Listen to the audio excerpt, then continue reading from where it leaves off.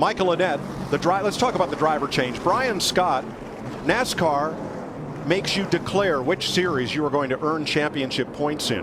And Brian Scott, who did race in the Daytona 500, is racing full-time in the Xfinity Series. Michael Annett drives for a different team. He is full-time in this series with a full-time sponsor. His car didn't get out to make qualifying laps, didn't make the race. Brian Scott stepped aside.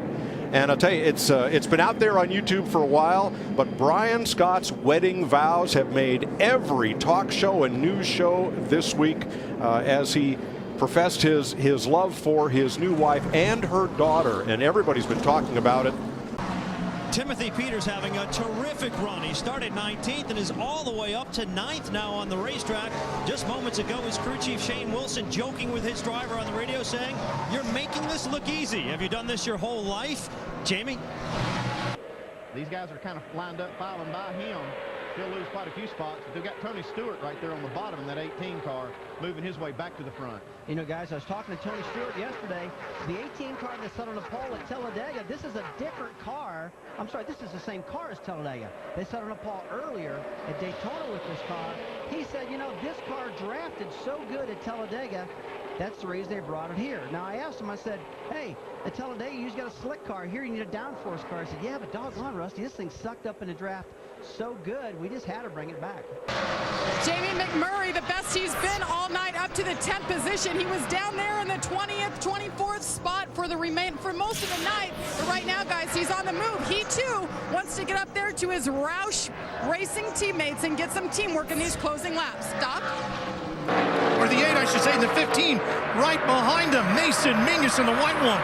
And look at our man Travis Pastrana making a strong move on the bottom. It looks like he's going to move inside of Mingus as they go down the back straightaway. He racing alongside Brandon Poole. Alan Danica Patrick has been the Daytona darling ever since capturing the pole for tomorrow's Daytona 500. Every move she makes draws a crowd and seems to create a headline. Today's race plan: stay out of the accidents, keep the car up front late in the race, and have the right drafting partner when it counts most. If those moves fall into place, tomorrow's front page photo may be Danica celebrating in Victory Lane. Welcome back under the lights at Homestead Miami Speedway. Brad Keselowski now on the clock.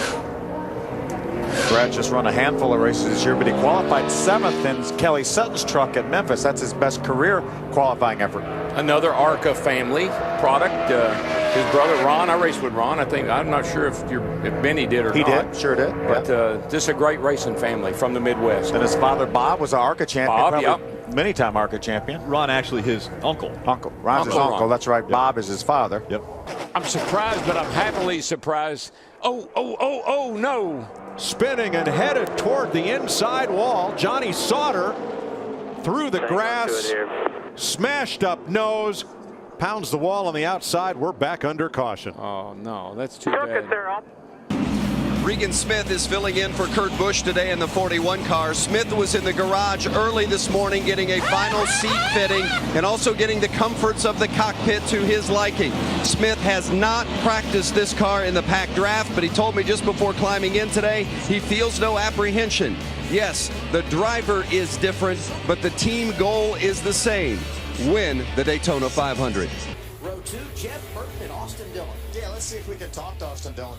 Hey, Austin Dillon, Phil Parsons up in the Fox Sports booth. You got a copy? Got you, buddy. Austin, there was a lot of talk in the garage here in Thursday's practices that you had maybe the best truck out there. What do you think?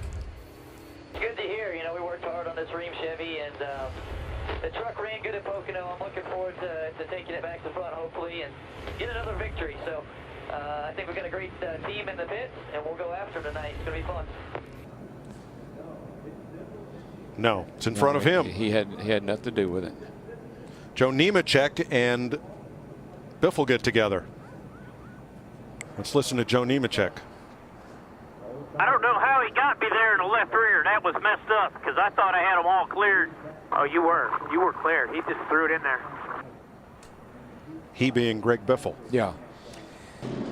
Car moving up to the high side of the racetrack is Elliott Sadler, running 34th.